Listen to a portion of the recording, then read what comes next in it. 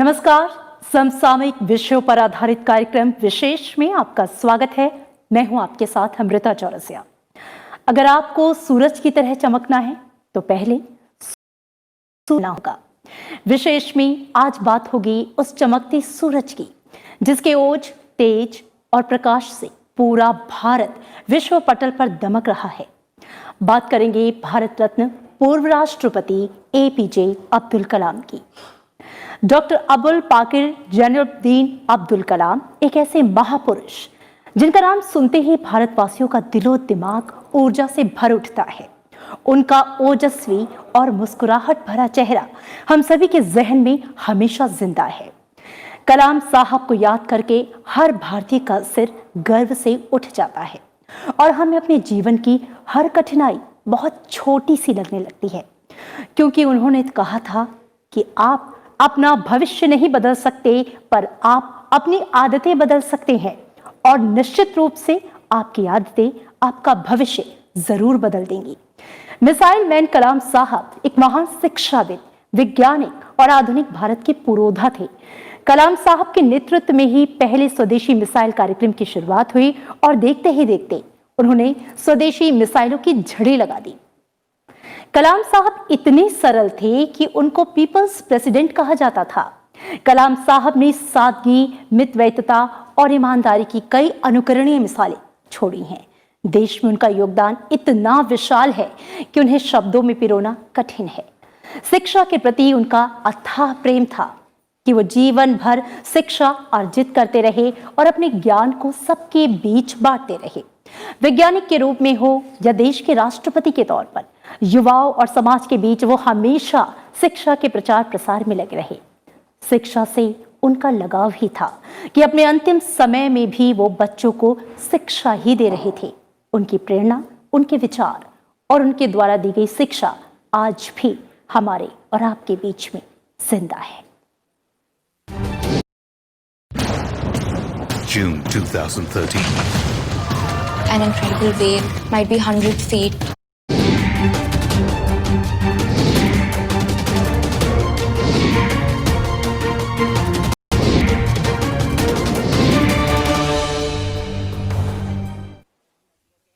भारत के पूर्व राष्ट्रपति एपीजे अब्दुल कलाम तकनीक और विज्ञान में अपने योगदान के लिए विश्व प्रसिद्ध हुए, लेकिन जो सम्मान और लोकप्रियता उन्हें मिली उसके पीछे उनका शिक्षक रूप था।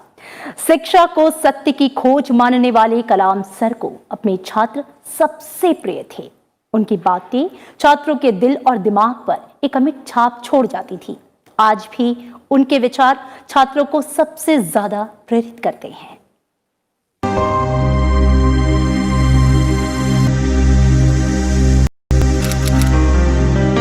कलाम सर, जिन्हें देश भर के छात्र प्यार और सम्मान से सर कहते थे, स्कूल के छात्र हों, इंजीनियरिंग के छात्र या प्रबंधन के छात्र। Sir, we have got a tremendous advancement in science and technology. Is it the advantage or disadvantage? Well, I personally believe.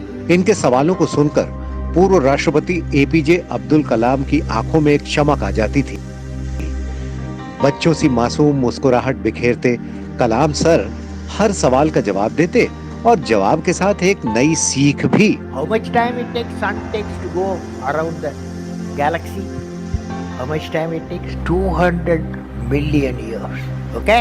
शिक्षा के क्षेत्र में उनके योगदान और छात्रों के करीब रहने की उनकी पसंद दुनिया भर में सराही गई।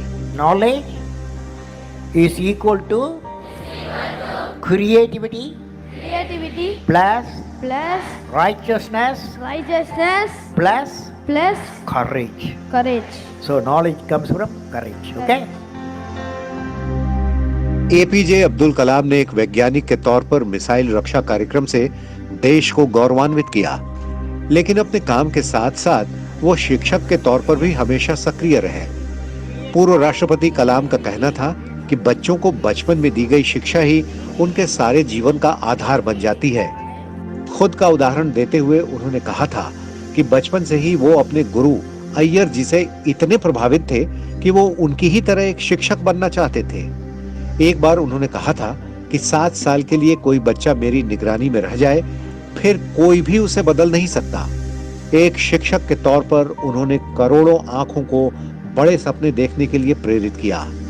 उन्होंने कहा कि सपने वो नहीं जो आप नींद में देखते हैं, ये तो एक ऐसी चीज है जो आपको नींद आने ही नहीं देती। भारतीय शिक्षा को आगे बढ़ाने के लिए कलाम हमेशा खुले विचार रखते थे। उनके दृष्टिकोण के मुताबिक प्राचीन शिक्षा और आधुनिक शिक्षा का समावेश एक संतुलित समाज की स्थापना करता है। उनका मानना था कि हम जैसा समाज चाहते हैं, हमें वैसी ही शिक्षा अपने बच्चों को देनी चाहिए। यही नहीं, एक शिक्षक का जीवन कई दीपों को प्रज्वलित करता है। इसीलिए एक शिक्षक की अपने पेशे के प्रति प्रतिबद्धता होनी चाहिए।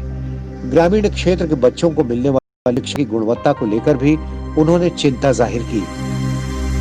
उन्होंने कहा कि बच्चों को कम से कम स्कूल बिल्डिंग मिले, कक्षा में खिड़कियां हो, पीने का पानी, पढ़ने के लिए लाइब्रेरी, शोधशाला और खेल का मैदान हो। इस लक्ष्य को पाने के लिए सरकार को शिक्षा में जीडीपी का 2 से 3% और खर्च करना होगा। अब्दुल कलाम को लगभग 30 विश्वविद्यालयों द्वारा मानद डॉक्टरेट की उपाधियां प्रदान की गई थी। राष्ट्रपति पद से रिटायरमेंट के बाद भी डॉक्टर कलाम ने आराम नहीं किया, बल्कि देश के कई इंजीनियरिंग और मैनेजमेंट संस्थानों में वे विजिटिंग प्रोफेसर के रूप में सक्रिय रहे। छात्रों को लेकर अपने विचार और दृष्टिकोण अपनी नई किताबों में उन्होंने जाहिर किया। छात्रों को प्रोत्साहित करने के लिए डॉक्टर कलाम स्कूलों, कॉलेजों में सेमिनार किया करते थे। कलाम जानते थे कि किसी व्यक्ति या राष्ट्र के समर्थ भविष्य के निर्माण में शिक्षा की क्या भूमिका हो सकती है।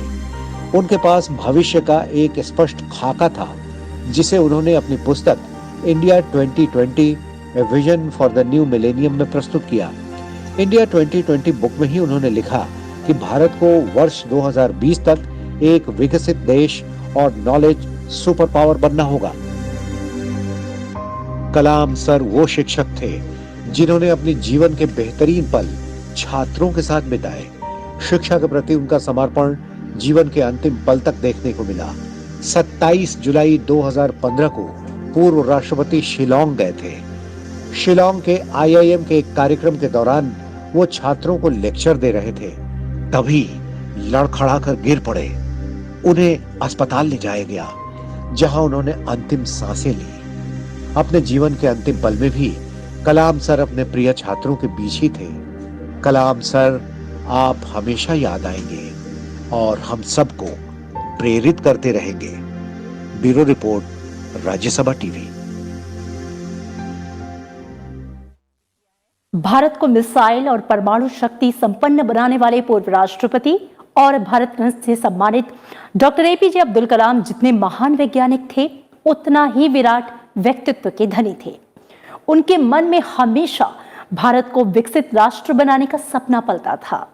जीवन भर वो देश की शिक्षा, सुरक्षा को सशक्त करने में जुटे रहे। उन्होंने 21वीं सदी के भारत का एक ऐसा सपना देखा था जिसमें देश हर दिशा में सशक्त हो और अपने लक्ष्य को हासिल कर सके। राष्ट्र निर्माण में उनका योगदान अतुलनीय है।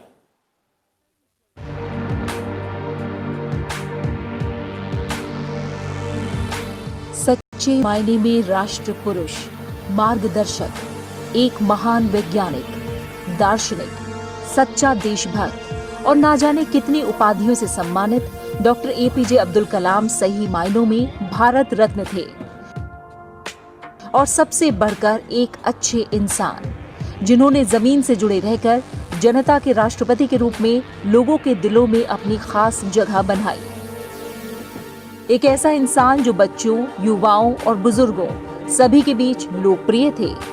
देश का हर बच्चा, युवा उन्हें अपना आदर्श मानता था। डॉक्टर कलाम ने देश के सशक्तिकरण और निर्माण में अतुलनीय योगदान दिया। उन्होंने अपनी कुशलता से इसरो को नई ऊंचाइयों तक पहुंचाया। ये कलाम ही थे जिन्होंने भारतीय अंतरिक्ष अनुसंधान संगठन को आधुनिक तकनीकों से परिचित कराया। तभी तो आज इसरो दुनिया के प्रमुख अंतरिक्ष एजेंसियों में अग्रणी भूमिका निभा रहा है। आज भारत कम खर्चे पर अच्छे से अच्छे अंतरिक्ष अभियानों को सफलतापूर्वक अंजाम दे रहा है, तो इसमें कलाम की भूमिका को नजरअंदाज नहीं किया जा सकता। यही नहीं, आज अगर हम अपनी जमीन से हवा में मार करने वाले मिसाइल और re entry experiment launch vehicle यानी रैक्स मिसाइलों की वजह से खुद को सुरक्षित महसूस करते हैं, तो इसमें सबसे महत्वपूर्ण योगदान missile man doctor Abdul Kalam का ही है।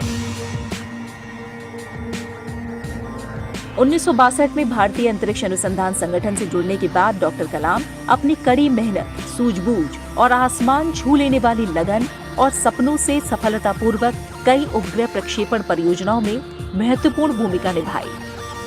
बतौर परियोजना निदेशक उन्होंने भारत का पहला स्वदेशी तकनीक से बना उपग्रह SLV-3 को बनाने में अहम भूमिका निभाई। इस लॉन्चर की मदद से जुलाई 1980 में रोहिणी उपग्रह को पृथ्वी की कक्षा में स्थापित किया गया। डॉक्टर कलाम ने कई साल इसरो में परियोजना निदेशक के रूप में भारत के अंतरिक्ष कार्यक्रम को काफी आगे बढ़ाया।